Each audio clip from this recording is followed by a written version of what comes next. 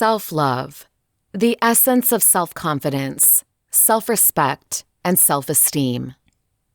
Written by Lisa Hurd. Narrated by Samantha Novak. Chapter 1. The Essence of Self-Love. Most of us already know what self-love is, but do not comprehend it. You eat because you comprehend that you need nourishment.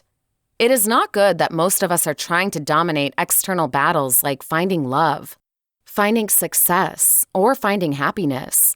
But we don't comprehend that self-love is the root from which everything grows. How can we love the next person efficiently before we have learned to really love ourselves unconditionally? When you really love yourself conditionally, you cannot really love another person unconditionally. Just because, why give someone else something you don't have? Our grasp of self-love is acquired at the time of childhood from other people who cared for us. For the most part, it is taught unconsciously. We just got a peek from watching the people who nurtured us. Self-love is so much more than simply wearing nice clothing and applying bouts of costly makeup, and then saying that you really love yourself. Self-love is an umbrella term for different acts of love we perform to ourselves, physically and non-physically. There are lots of well-groomed people that I know who have no clue what it means to really love themselves. To love yourself is not an act of selfishness. It is an act of compassion to others. Because when you love yourself, others don't need to deal with your unresolved problems. Self-love consists of 4 aspects you should know about: self-awareness, self-worth, self-esteem, and self-care. We will discuss those shortly. If one of them is missing, then you do not entirely have self-love. To have it, we should be aligned with these 4 aspects. The journey of achieving self-love does not vary from confronting your dark forces. It's the reason most of us lack it, because nobody wants to sit down and have a discussion with themselves. Self-love is not easy to attain because it suggests having to do away with certain things and people we're addicted to. Our dependency to people and practices that go against the premise of self-love means that we compromise and therefore really love ourselves conditionally, in exchange for the momentary rush we get from these sidetracking things. Self-awareness. Self-awareness is being aware of your thought procedures, your thoughts, how they influence your emotions, and how feelings trigger you to act. Are you aware of the thoughts that make you feel upset and make you act impulsively? Where are they originating from, and why are they there? Why do they cause you to act in the manner in which you do? The exact same applies to what makes you happy. Why does it make you happy really? It is getting out of yourself to analyze yourself. Self-awareness is the key to emotional intelligence. What makes you angry might not stop making you that angry, but you are going to realize how to respond successfully or how not to respond at all.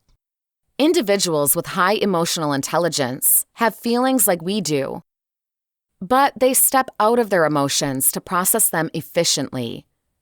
This also includes moving away or avoiding circumstances that you know will set off some unwanted feelings and reactions within you.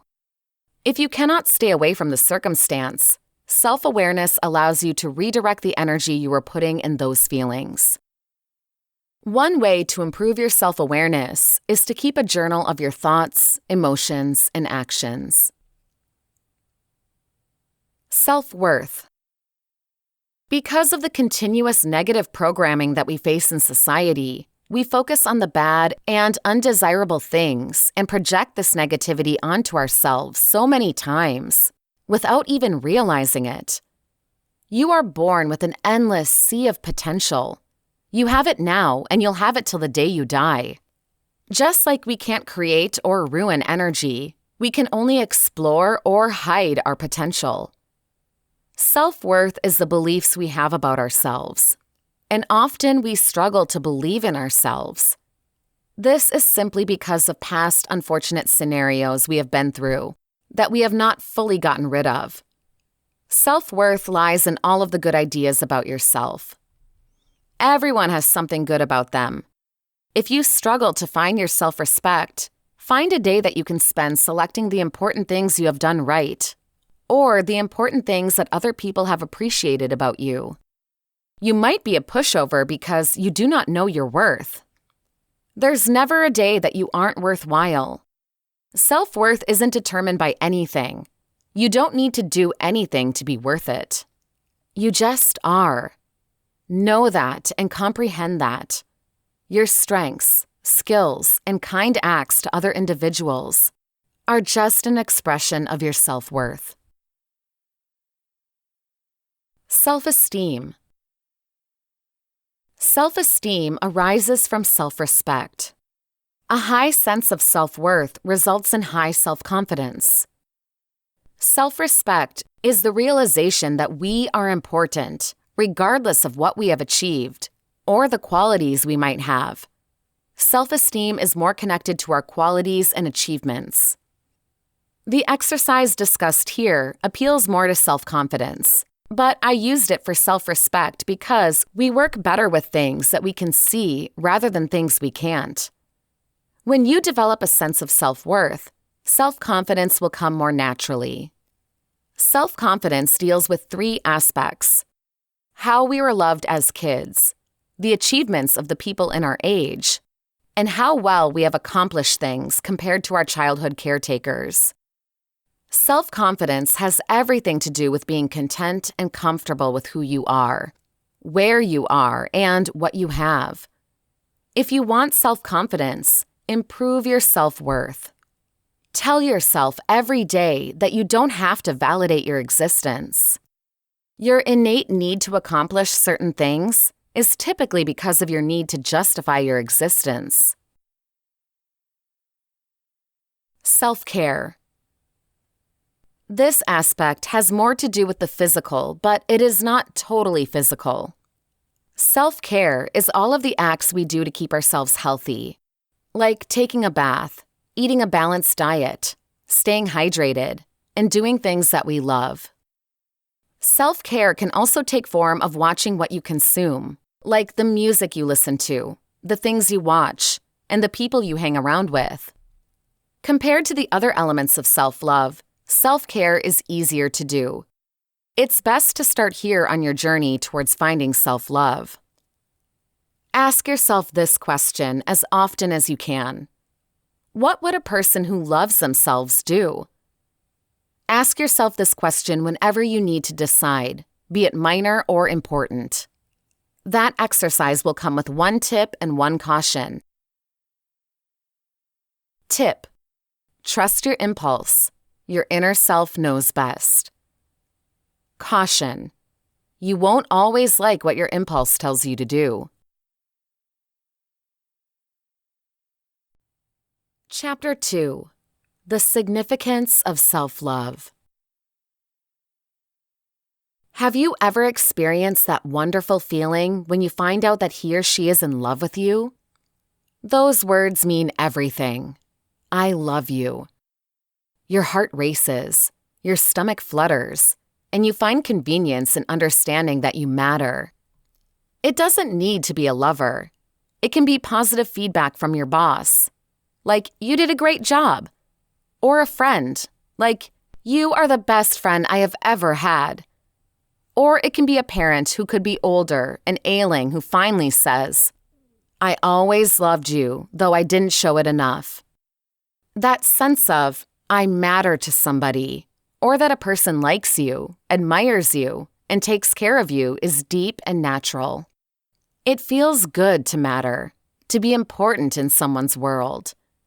Unconditional love is something all people long for, and regrettably, many people do not get it from their family of origin. Rather, the love they get is based on actions, like being a good girl or a good boy, or it is offered sporadically when the caretaker, guardian, or grown-up in the setting feels a lot like being generous. Most people never ever really experience true unconditional love from another person. The closest feeling they may get is the love of their beloved pet. Because you may be lacking in love, and because it is somewhat dangerous to leave your emotion, positive or negative, to the impulses of someone else, and simply because distress follows those stunning words in many cases, it is essential to learn how to love oneself. Loving oneself doesn't necessarily mean developing a shell and blocking out the world. It doesn't mean having an ego so big that nobody else can fit into a space with you. It doesn't mean passing up relationships because you only enjoy being with yourself. And while it may be tempting for many, it doesn't mean you should only have family pets for the rest of your life. It does indicate, however, becoming comfortable with who you are. It implies acknowledging that someone else who did not learn unconditional love has a hard time giving it. It means acknowledging the simple fact that many humans get hurt, and they pass this damage along to other individuals. Understanding this can help you turn your attention from waiting and desiring someone to make you whole, to realizing that you have that capability inside of you. Here are 5 ways you can start to cultivate self-love. 1. Acknowledge that no two people are exactly alike. Despite the fact that genes may predispose us to certain things, each individual has their own set of fingerprints by which they're understood. Even identical twins who could look alike and at times act alike don't share fingerprints. This also means that you are really and totally unique. This fact by itself is a startling spiritual truth when you take a moment to absorb it. 2. Realize that everyone does what they are very capable of in their own development and journey. Beating yourself up because you did or didn't do something is useless. Many people overcome obstacles, and in doing so, make lots of mistakes along the way. It's why people value age, because of the learning experiences. Instead of beating yourself up, enjoy your journey and realize that you're learning at each and every moment given to you. 3. Respect that each moment in life is a gift. Everybody knows someone who got a life-altering analysis or news that changed their view on what is necessary. Self-care is essential. Don't wait to use it. Yeah, there is plenty to do and worry about, and in the middle of everything, each moment gives you a real chance to just stop and understand your own value in the entire universe. 4. Keep in mind that no one is flawless. Say that again. No one is perfect. Everybody has strengths and areas of weakness. Do not sell yourself short or compare yourself to others. It's a losing proposal. There is always somebody who would take your place in a minute, given their own situations. Own what is positive about you and enjoy those things. 5. Practice positive self-talk. In some cases, the important things we say to ourselves are the most awful, demeaning things anybody could ever say. Rather than drilling into yourself how dreadful you are or using self-defeating language, reframe your words and use language that builds you up, not language that tears you down. The journey doesn't happen overnight. Start taking a bunch of steps now to surround yourself with loving care. Chapter 3. Self-love in relationships. Think about it. What does self-love mean to you? Self-love is complex. It is not always self-like. In my viewpoint, it is not looking in the mirror and declaring that I am happy with each and every single part of me. That's unrealistic. But it is knowing that I am a complex being whose needs evolve daily, and that's a lovely thing. And as complex as it is to find happiness in you as an individual, It's a should-be end goal for a healthy relationship. Self-love is challenging, and no one is perfect at it. Problems and negative life experiences can cause us to believe that we are unlovable and that there's something wrong with me. But if we learn much from past experiences, we can restore control of everything we need to offer in life and with others. Finding yourself refers to soul-searching the peaks and valleys of your life and seeing them as an essential part of your development. Having the ability to self-reflect means being comfortable hanging out with yourself, lacking embarrassment and judgment, to work on you, your insecurities, strengths, flaws, and the valuable contributions that you have to offer to yourself and others. The ability to truly find joy and love in yourself makes you more positive and self-assured in your love for others. We can only be good for others when we're nice to ourselves. You cannot give what you do not have. If you haven't received enough love, it's hard to love others. I've learned this through many moments in my life. When I felt hurt and angry, it was harder to empathize with others. I simply didn't care as much about them. Why would I care about them if they don't care about me? Gladly, those moments were over when I cooled off. But imagine how that will work when someone is continually hurt, for years and years on end, without much room to escape the emotional damage or enough love from someone who does seem to care to compensate for all that destructive criticism on their ego. And this is why people who get severely damaged typically pass on that damage to others. It's sad, but that's how it usually happens. Here are 6 things to conquer to attain self-love as new relationship goals. 1. Partners treat you how they see you treat yourself. Say goodbye to neediness, insecurity, and envy. With self-love, you will appear in relationships as a strong, positive, and safe and secure individual. You're going to feel whole, which will end the need for external validation. You are going to love from a place of feeling satisfied rather than a place of feeling empty.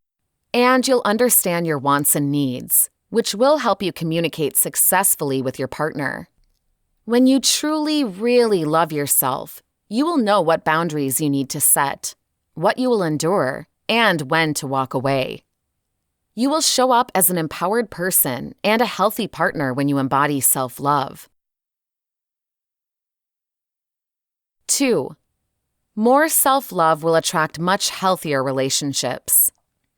When you really love yourself, you shift your energy and begin to attract better lifelong mates, individuals who are worthy of your love. Think about it. Like certainly attracts like. If you're experiencing a depleted sense of self-love, you'll attract those with the exact same exhaustion and the potential for being taken advantage of. Still, if you have a radical sense of self-love, you'll attract partners with the exact same attitude. Keep in mind, you should be what you want to attract. So if you want something better, then try to be better yourself. 3. A relationship should be a partnership, not a codependent situation. Codependency is virtually impossible when you have high regard for yourself. You are capable and strong enough to be on your own 2 feet. When partners lack self-love, the quality of the relationship ends up being frail and full of skepticism. In order to get your needs filled, you become focused on depending upon your partner to assuage your insecurities and assure you. The problem with this dynamic is that it sets your partner up for failure when they inevitably miss out on cues for your impractical expectations. 4. No one can make you happy the way you can make yourself happy. It holds true.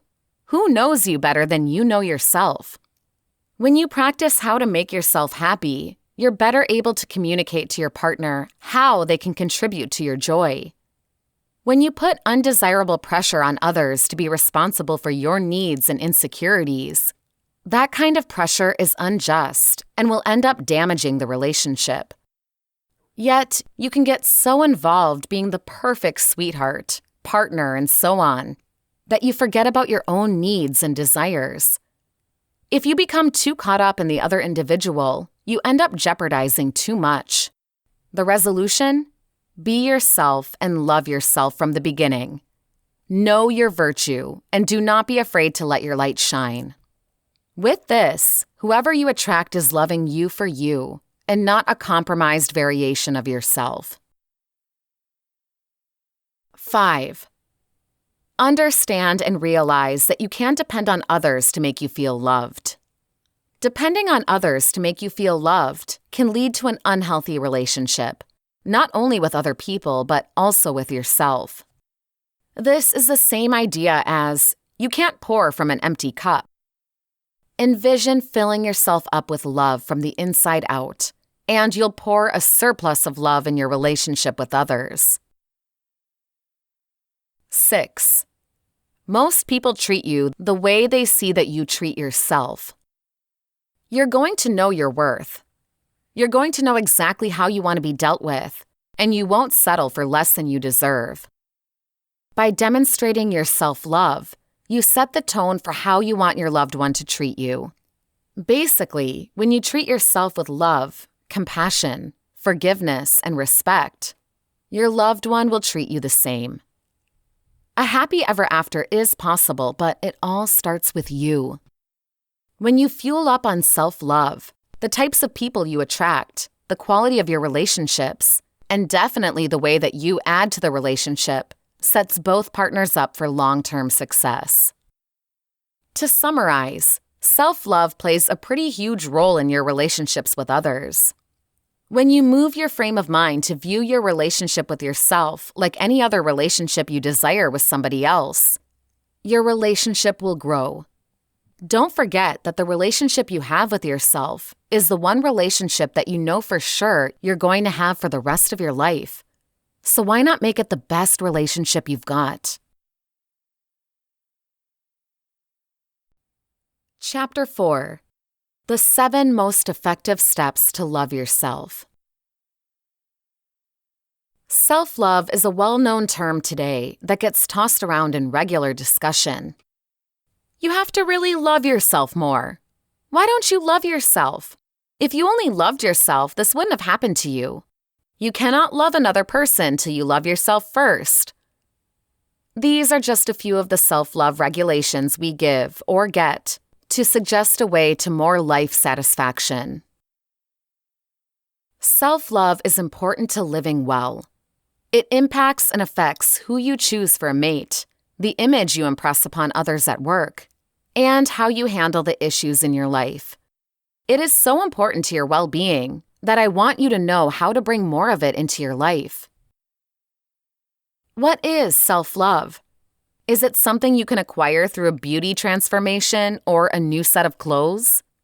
Can you get more of it by reading something inspirational? Or can a new relationship make you love yourself more?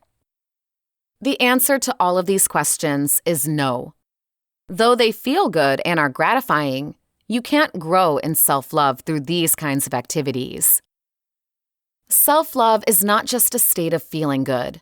It is a state of appreciation for oneself that grows from actions that support our physical, psychological, and spiritual development.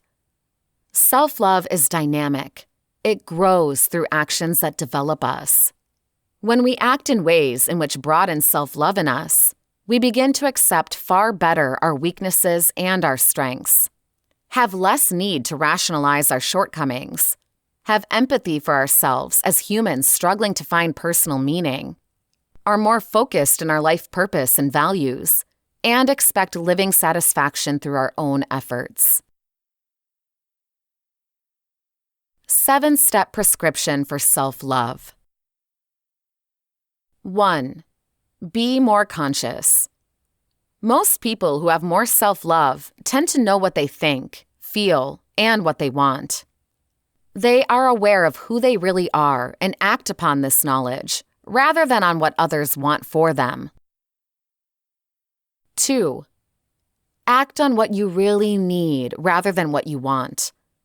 You love yourself when you can turn away from something that feels nice and interesting to what you really need to stay strong, centered, and moving on in your life instead. By staying concentrated on what you need, you turn away from automatic conduct patterns that get you into trouble, keep you stuck in the past, and lessen self-love. 3. Practice better self-care.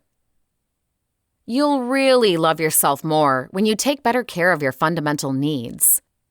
People high in self-love nourish themselves daily through healthy activities like sound nutrition, exercise, appropriate sleep, intimacy, and healthy social interactions.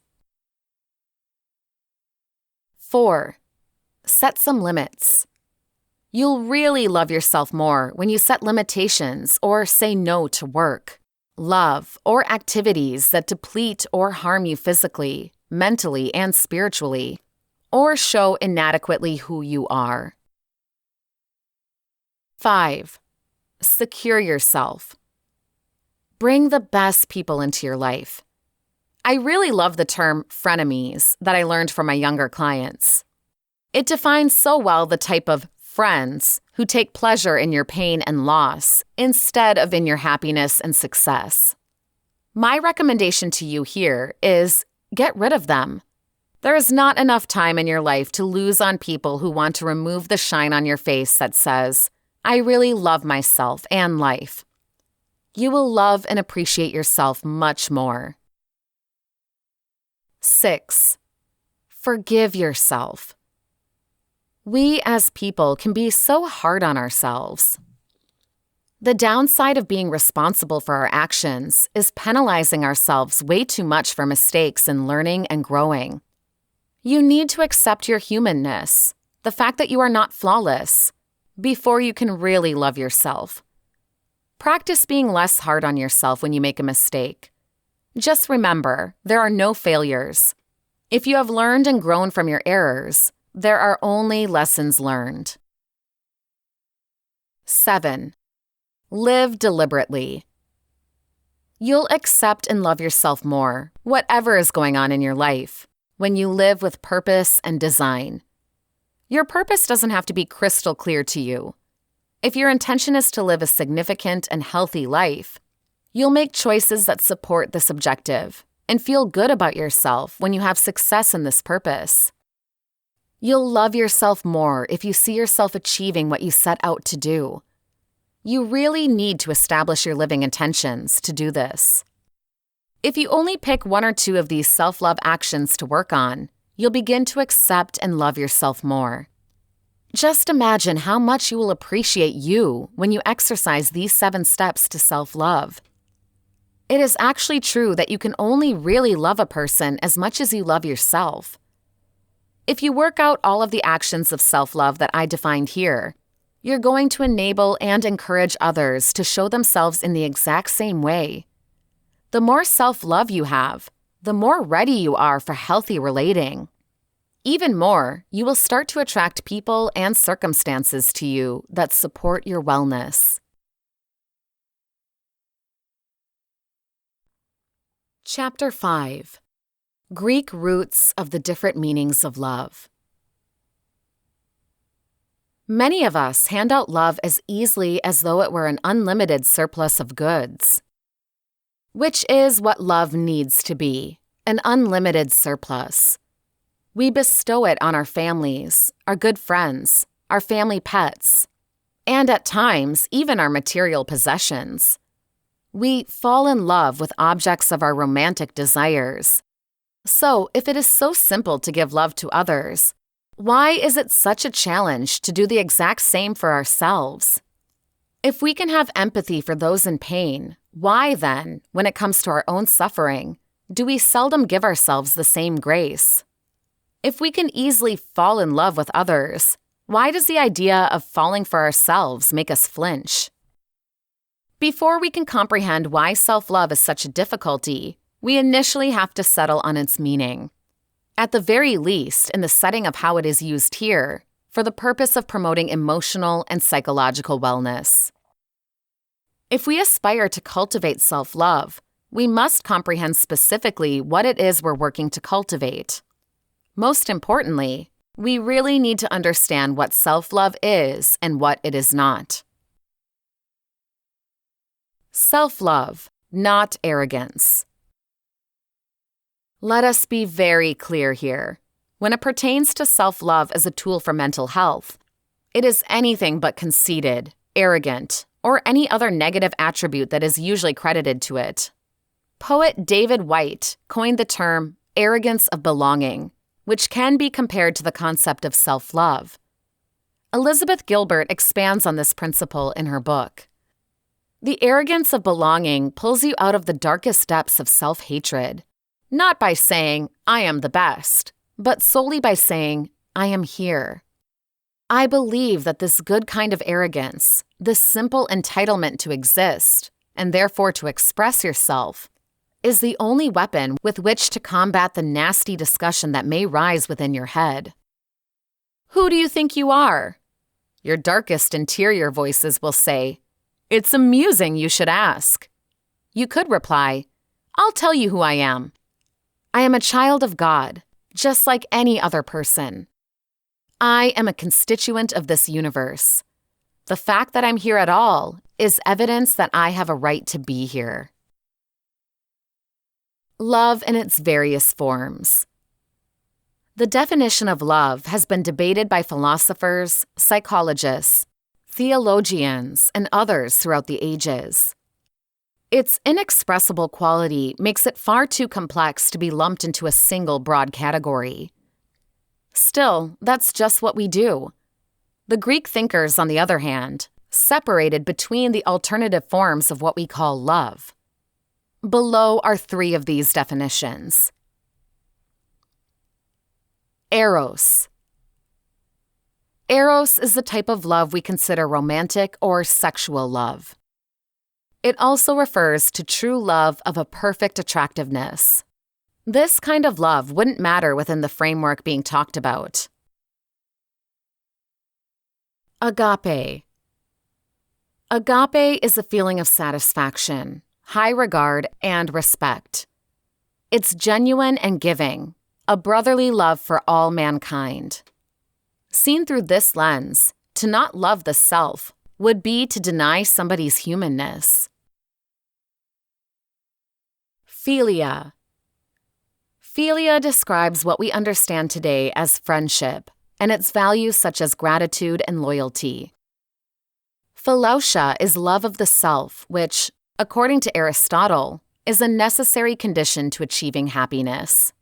It is what enables us, he asserts, to extend compassion to others. Not many people would argue the credibility of the latter 2 as a requirement for a healthy sense of self-love. Why self-love is such a challenge. The messages that the majority of us got from our parents or caretakers, in most cases inadvertently, were not favorable to the cultivation of self-love. Nor were the societal messages we likely got. Whether specific or implicit, the overriding messages that a lot of us internalized was something along the lines of, "Don't be too big for your britches," or particularly for women, "You should always put others first." Up till just recently, it was not specifically smiled on for somebody to cultivate self-love, says Declan Edwards, founder of BU Coaching. Whereas showing love and compassion to somebody else tended to be praised, doing the same towards ourselves didn't get the same social benefit. The connection between perfectionism and the absence of self-love. In many cases, absence of self-love because of direct emotional abuse and denigration, but in many others, the causes are far more nuanced, says Edwards. One such case is one in which the child is idealized and expected to perform at a remarkable level. There isn't necessarily so much praise when they perform well, but when they do less than exceptionally, there is significant dissatisfaction. He says this can lead to perfectionism, or the feeling of never doing well enough, even when the child is highly effective by an objective standard. As children, we are typically taught to inspire ourselves through self-criticism, says psychologist Nicole Siegfried, PhD, CEDS. When we internally parent with penalty and criticism, similar to an authoritarian parent, we trigger our fear reaction system, which produces increased levels of the stress hormone agent cortisol. When we live from a location of self-love, empathy plus limits, we shut off the fear reaction system and release levels of oxytocin, which is associated with feelings of satisfaction. Siegfried defines self-love as the crossway of self-compassion with healthy boundaries. To put it simply, it is taking care of yourself as a healthy parent would look after a child. The connection between self-love and wellness. An overwhelming bulk of those diagnosed with depression also have a hard time with low self-worth. This typically stems from youth. When we are told something many times, we will eventually come to believe it. When negative or critical feedback ends up being internalized, or in other words, the negative messages appear from our own internal newsfeed, our self-image will ultimately become distorted. This is especially so in an age of perfectionism and fascination with social networks, where distorted, rose-colored pictures permeate our literal newsfeed. That can lead us down the compare and misery rabbit hole, a domino effect to depression. If we were to think that we were all inseparable parts of the same universal source, then to really love others, but not really love the self, would be hypocritical. It would suggest that one human life possesses more worth than another. If confusion is there to stay and the idea of self-love still doesn't sit right, then let us at the very least settle on the more tasty self-compassion, or at least pride, as a non-negotiable for sound mental health and the cultivation of healthy relationships, consisting of the relationship with the self. Chapter 6. Self-sacrifice or self-love. We've been told that self-love is selfish, and self-sacrifice is a virtue. If you resemble people who kick themselves around for their slip-ups and imperfections, you most likely have a deep belief that negative treatment is more worthy, can help you do things much better, and helps you gain social approval. Or perhaps you worry that giving yourself too much kind leeway may turn you into an overall slacker. Obviously, contemporary psychology says absolutely nothing could be further from the truth. It is the other way around. It's selfish not to really love yourself, and self-judgment builds barriers to success and joy. Only as you cultivate the correct mindset towards yourself will you have the right mindset towards helping others.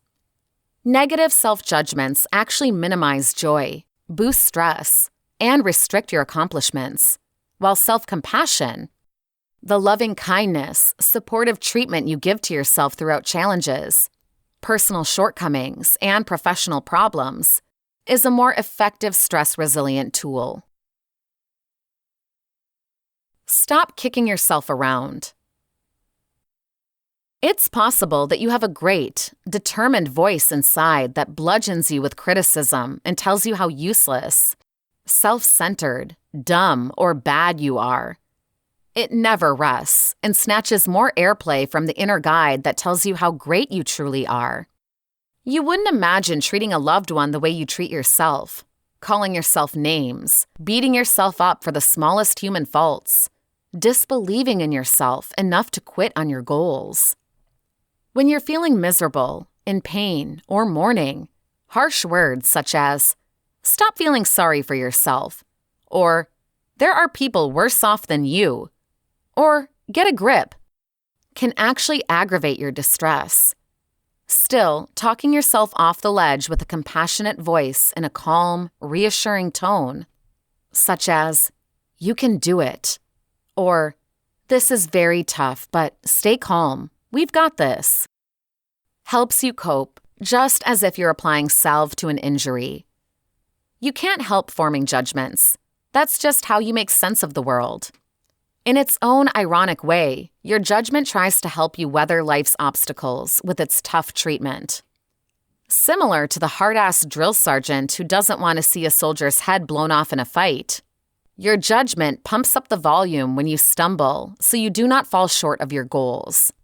Unfortunately, though, it has the opposite effect, which you wouldn't always expect. The good thing is, you do not have to let self-judgment hold you back. You can cultivate more self-compassion, stop joy barriers cold in their tracks, and amp up your good emotions. After you have a problem, self-condemnation usually intrudes. However, the real happiness blocker is the condemnation, not the setback. When you remove the second layer of condemnation and substitute empathy, you can see the big barrier more clearly and feel more at ease handling it. This is exactly the reason why it is essential to be gentle and encouraging of yourself. So start by wanting only the best for yourself in every little thing that you do, and be willing to catch yourself when you fall, just like you would for a friend. Hard evidence for self-compassion. Research studies show when you substitute self-compassion for self-judgment, you cultivate positive change in practically anything you do.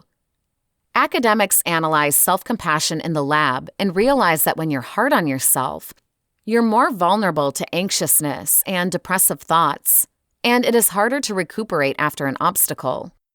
However, when you change negative judgments with self-compassion, you recuperate quicker. If you don't have self-compassion, no worries, you can develop it. After an 8-week program of mindfulness-based tension decrease, made up of yoga, meditation, and relaxation workouts, in one research study, 90% of participants increased their level of self-compassion. Talk yourself off the ledge. Coming down hard on yourself in a crisis, after a failure, or in the after effects of stressors such as a job loss, divorce, or diagnosis of a pretty serious illness, lowers your chances of rebounding. Alternatively, empathy for yourself after a disappointment inspires you to return in the saddle. So try replacing loving kindness and self-compassion for self-judgment, and talk yourself off the ledge rather than enabling your judgment to encourage you to leap.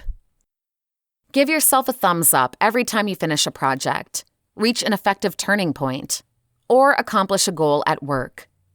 Self-soothing pep talks and supportive words are advantageous in high-pressured circumstances, like job interviews, carrying out in front of your peers, competing in a sports event, affirming in a lawsuit, and so on and so forth. So whether you are handling a huge crisis or small inconveniences, a kind, nurturing voice spares you a lot of stress, calms you down, and permits you to enjoy a fuller, much happier life.